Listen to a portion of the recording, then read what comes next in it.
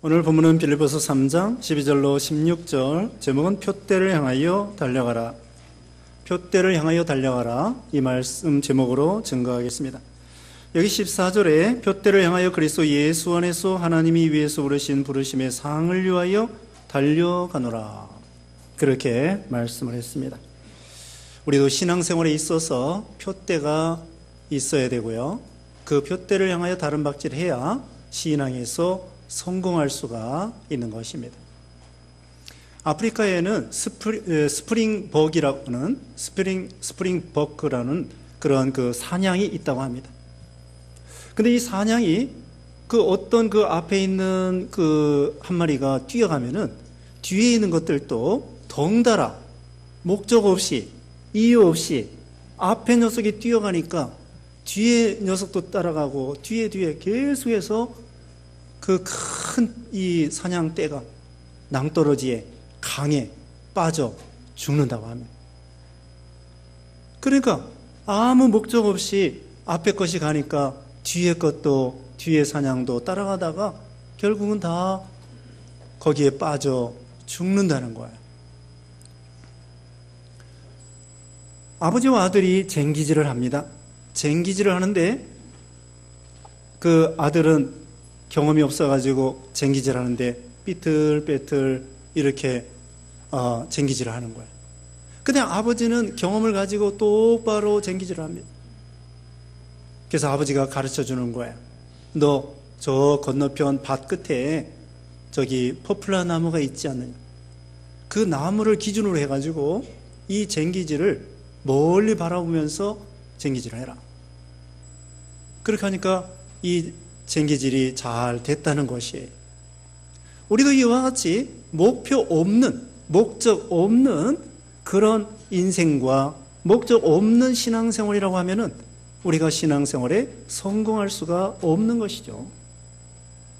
여기 오늘 본문 이제 12절 말씀에 내가 이미 얻었다함도 아니요 온전히 이루었다함도 아니라 오직 내가 그리스도 예수께 잡힌 바 된 그것을 잡으려고 달려가노라.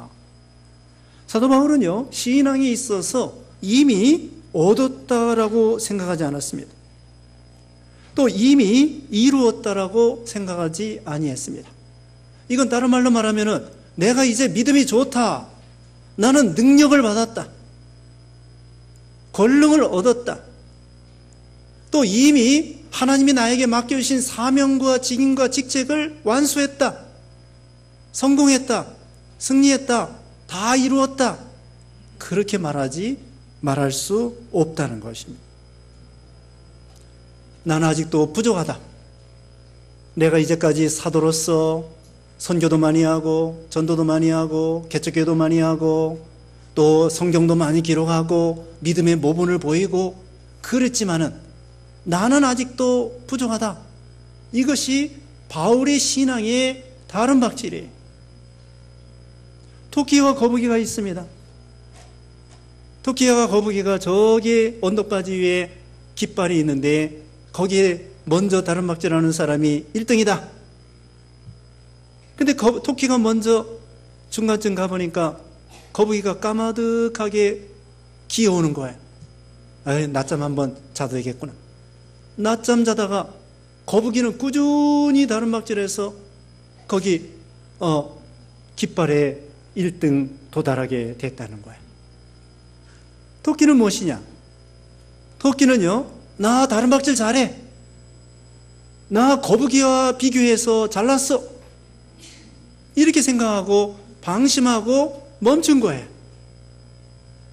소돔 고모라 멸망할 때에 그 천사가 롯의 가정에게 그랬습니다. 뒤를 돌아다보지도 말고 들에 멈추지도 말고 산으로 도망가라.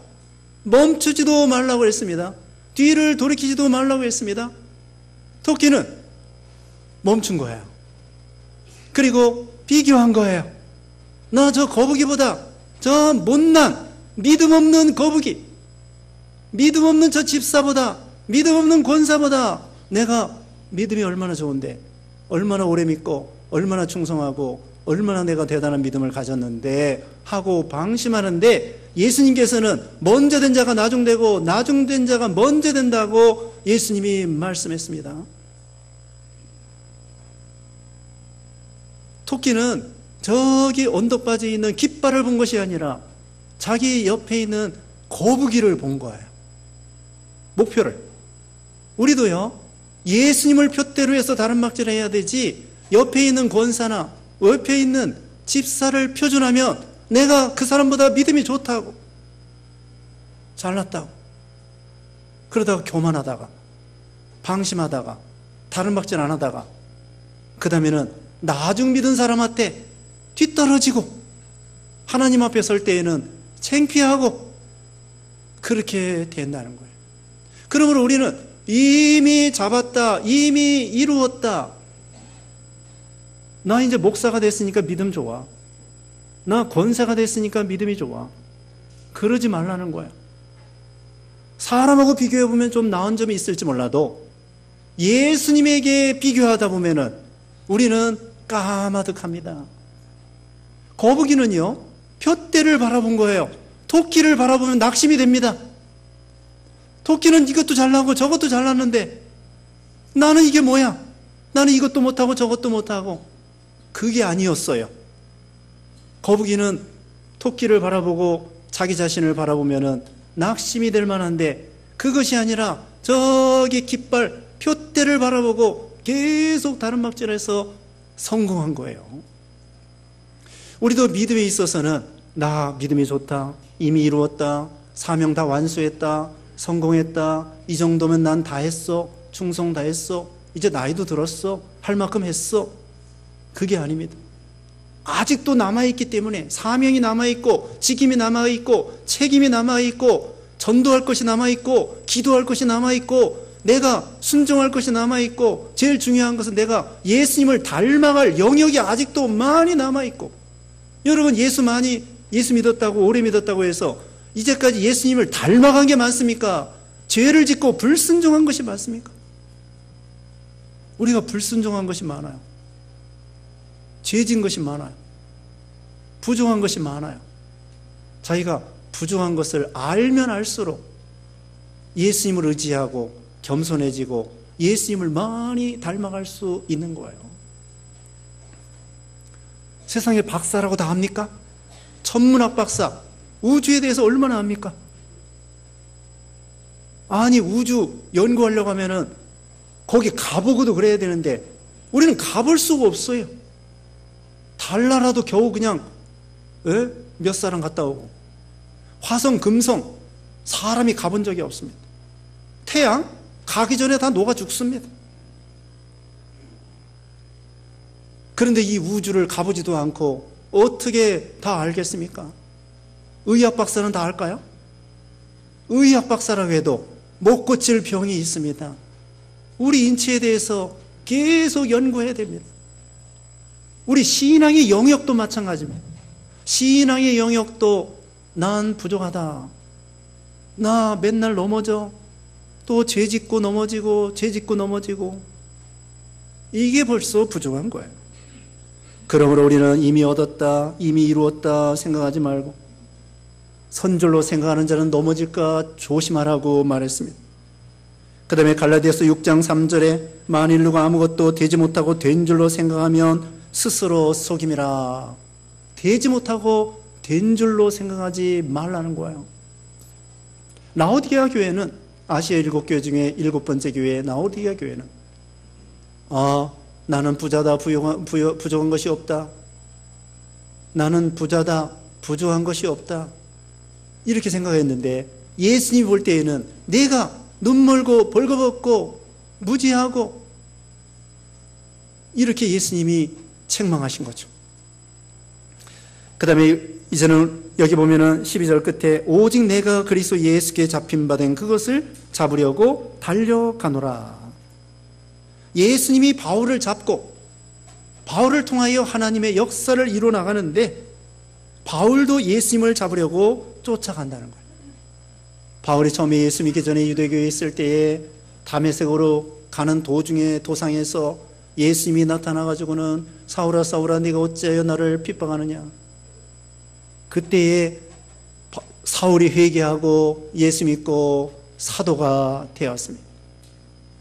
그 다음부터는 사도 바울이 예수님 앞에 꽉 붙잡혀서 주님이 가라는 곳에 가는 거예요.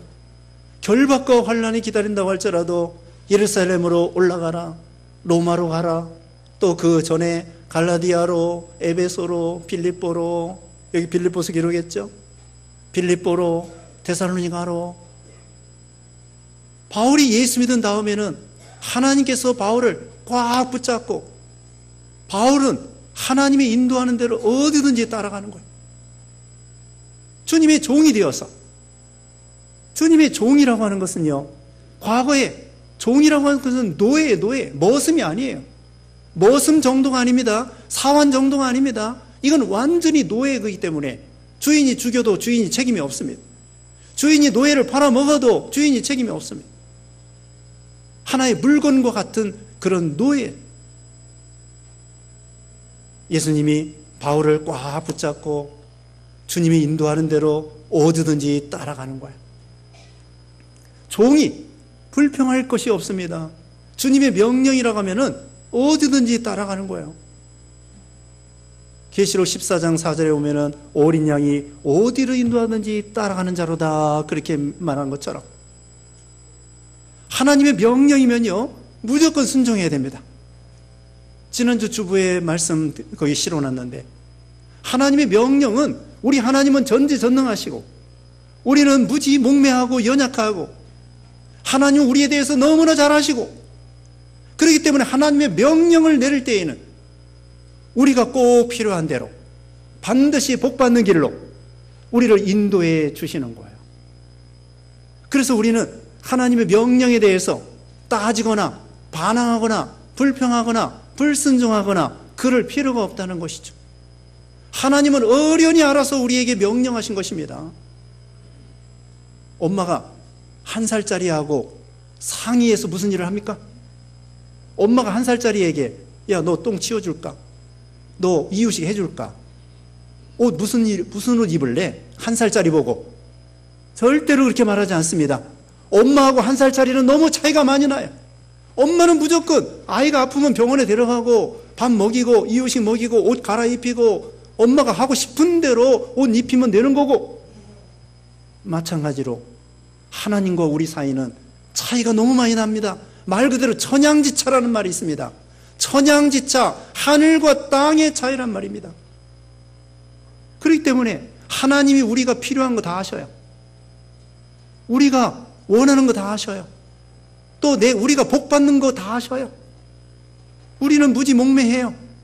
그러므로 하나님은 어련히 알아서 우리에게 명령하고 사도 바울을 붙잡고 하나님의 의지대로 뜻대로 인도하실 때에 바울이 그대로 순종하면 되는 것처럼 우리도 하나님의 명령을 내리실 때에 따지거나 반항하거나 불평하거나 원망하거나 이러쿵저러쿵 말할 필요가 없어요. 하나님께서는 우리가 육신적으로 안 좋을 것 같은 것도 하나님께서는 어련히 알아서 전지전능하신 하나님께서 반드시 우리에게 복 주시는 길로 인도하시기 때문에,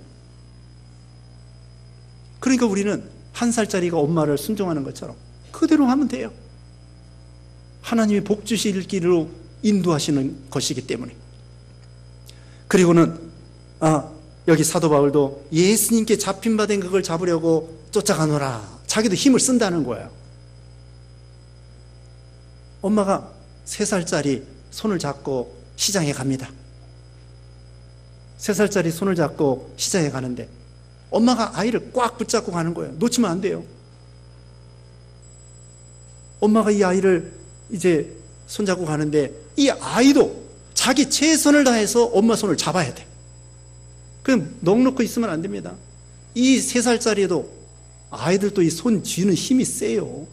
갓난 아이들도 보면 얼마나 꽉 붙잡고 말이에요.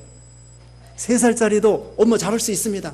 엄마만큼의 힘은 안 돼도 자기를 최선을 다해서 엄마를 꽉 붙잡고, 다리도 엄마만큼은 듬성듬성 걷지 못한다고 할지라도 자기도 발을 떼야 돼요. 떼는 신용이라도 해야 돼. 그러지 않고 넋놓고 가만히 있어가지고 질질 끌려가면 안 된다는 거예요.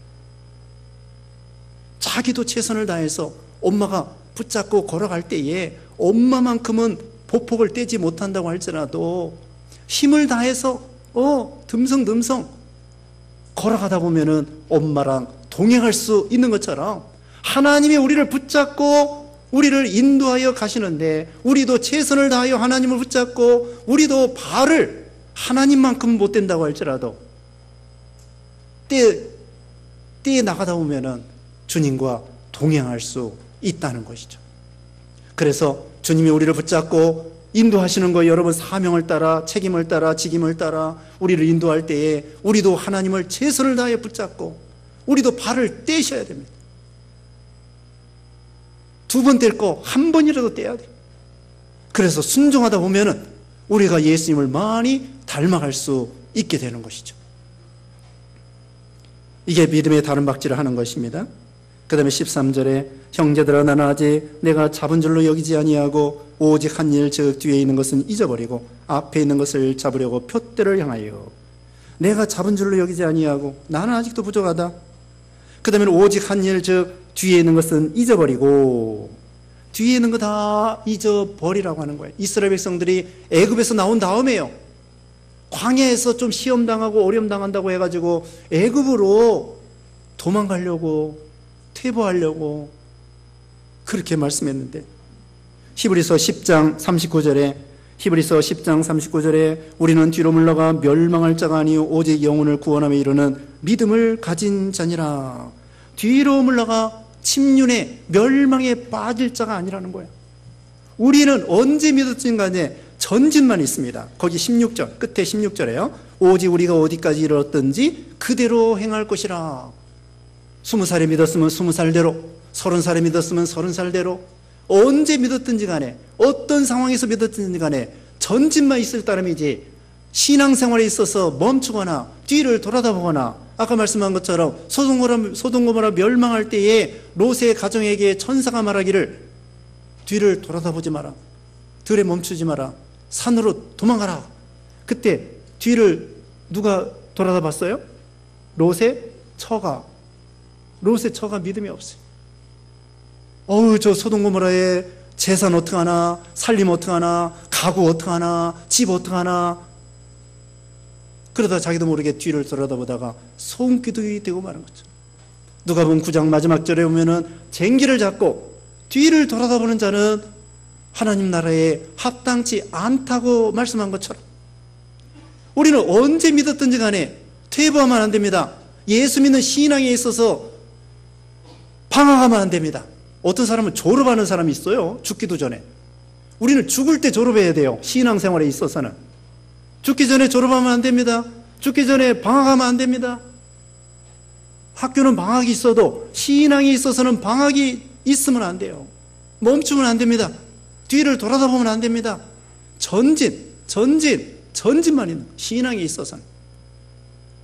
뒤에 있는 거 다 잊어버리라는 거예요. 애굽 다 잊어버리세요.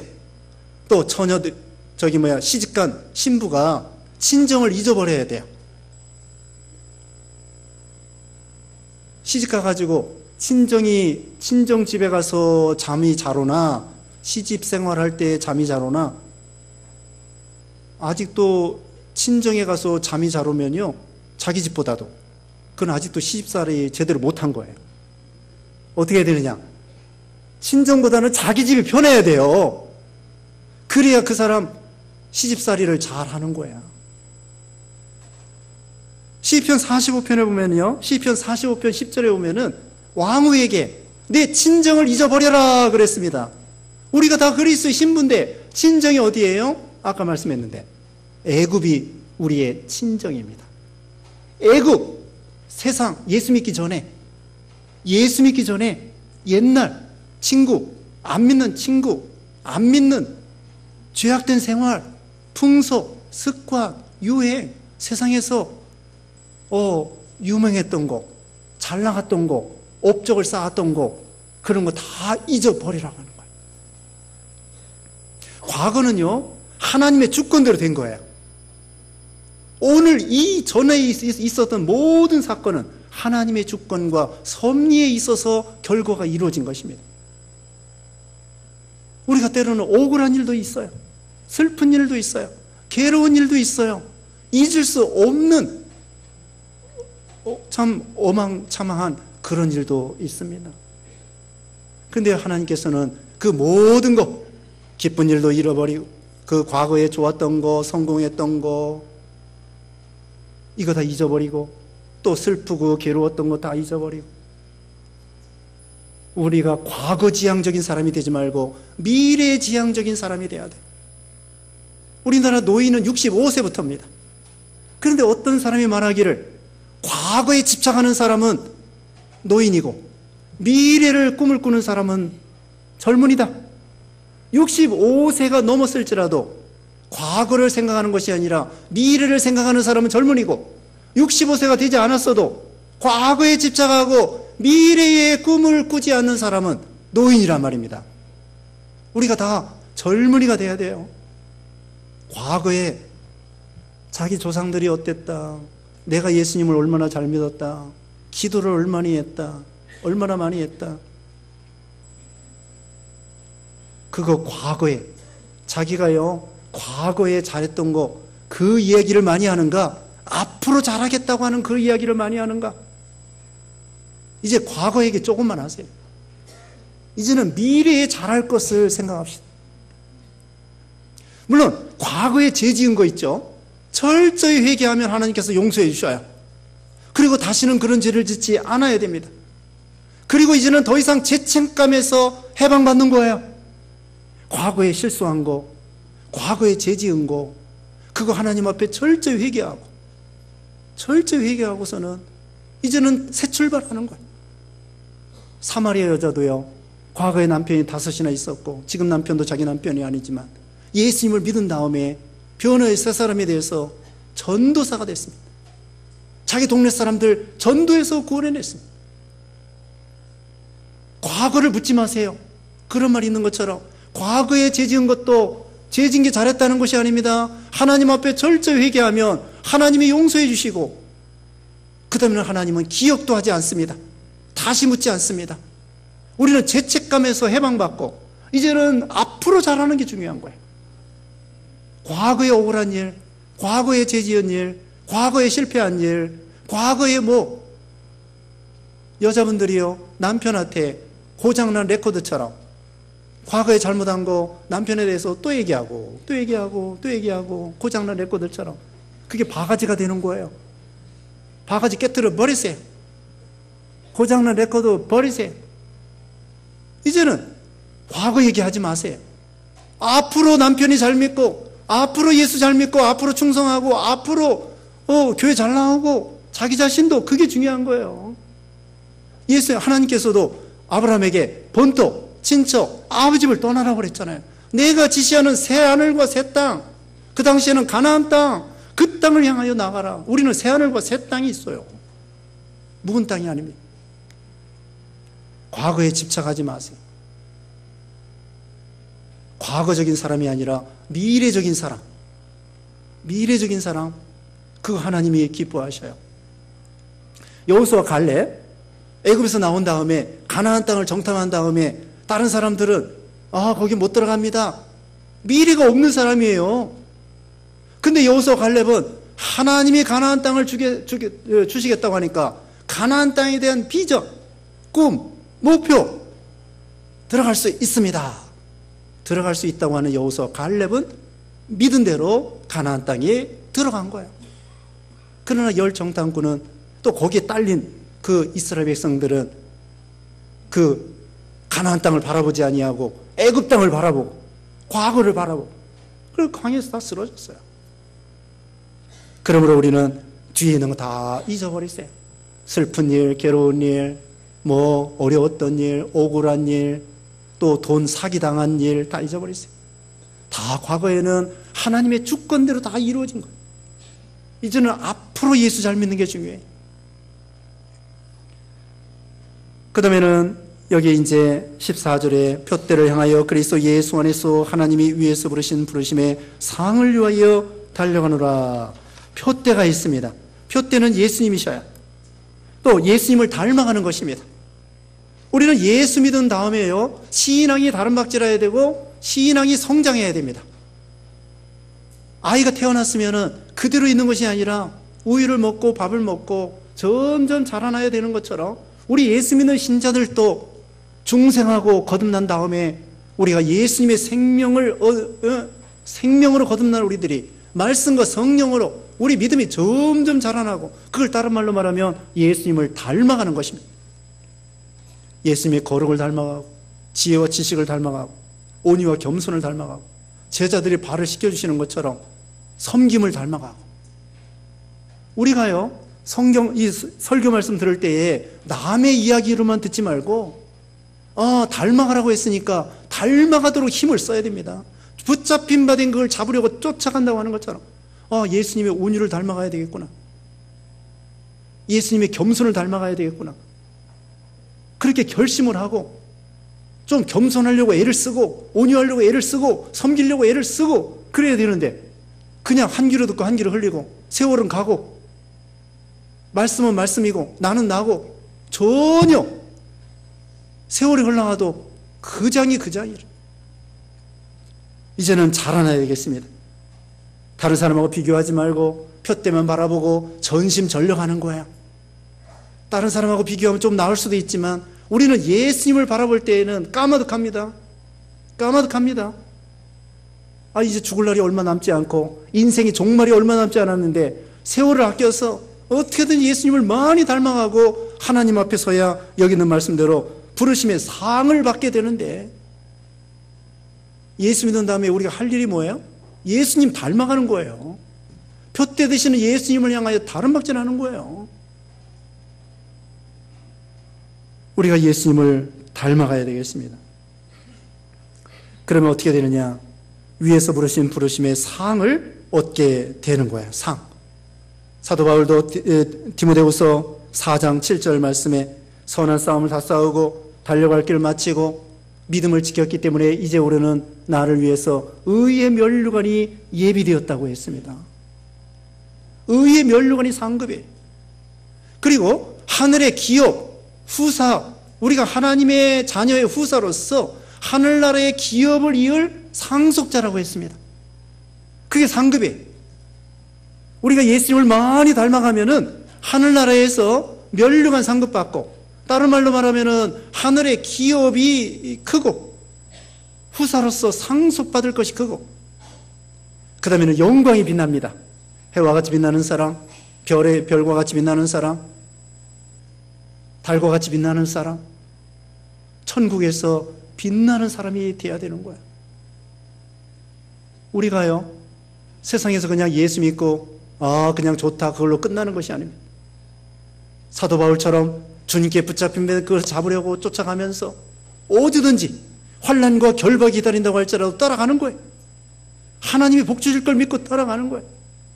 고난이 와도, 시험이 와도, 역경이 와도, 좋은 일이든지 나쁜 일이든지 주님을 따라가고 순종하고 그 가운데 잘 참고 예수님을 많이 닮아갈 것 같으면 하나님 앞에 설 때에 칭찬과 영광과 존귀를 얻게 된다는 것이죠. 자, 상 얼마나 받을 것 같아요? 상 얼마나 받을 것 같아요? 어떤 사람 10골 차지하는 사람, 어떤 사람 5골 차지하는 사람, 어떤 사람은 희미한 빛인 사람, 빛. 어떤 사람은 태양과 같이, 별과 같이 크게 빛나는 그런 별과 같이 빛나는 사람. 다니엘 12장 3절에도 많은 사람을 옳은 대로 인도하는 자는 하늘의 별과 같이 빛난다고 했습니다. 우리 예수 믿는 신자들이 다 별이에요. 신자들이 별이고 교역자가 별이고 성경에 나오는 거예요. 빛나는 별이 돼야 됩니다. 빛이 없는 별이 있어요. 태양과 같이 스스로 빛을 발하는 별이 있는 반면에 달과 같이 스스로 빛을 발하지 않는 그건 별이라고도 안 해요. 위성이라고 그러지. 별은 항성을 별이라고 합니다. 행성보다는 항성, 태양과 같이 스스로 빛을 내는 것이 진짜 별이에요.